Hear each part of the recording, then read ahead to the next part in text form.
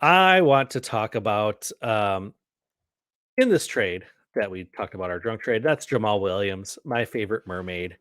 Um, he had an unbelievable season last year. He finished as running back 13, uh, buoyed by 17 touchdowns, all on the ground. He was the vulture, much to my chagrin for DeAndre Swift. Uh, Left Detroit after the season, moved down south to the dirty South, New Orleans.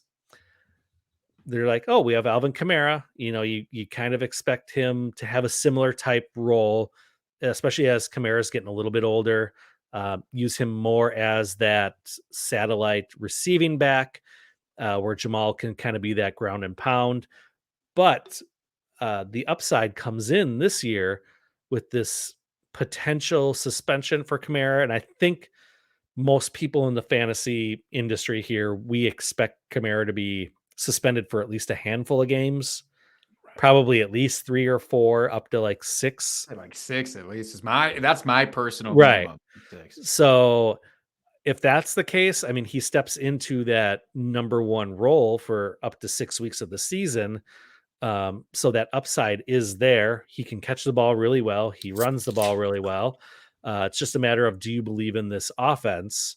Uh, they have Derek Carr. You've got Chris Olave. They've got an okay defense. So I mean, yeah, they can move the ball.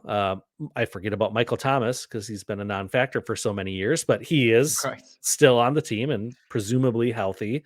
So yeah, this offense could move the ball, and if he's stepping into a number 1 role for 6 weeks out of the season, he could be a real value with where he's going in drafts right now.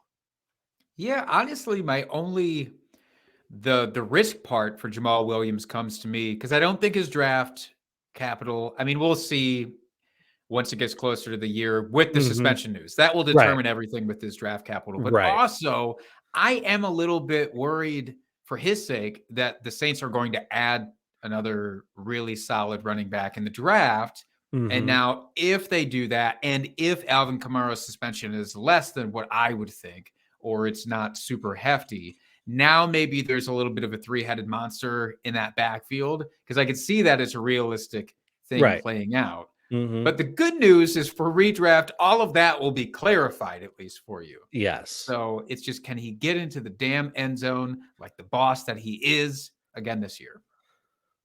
That is the $1,000,000 question.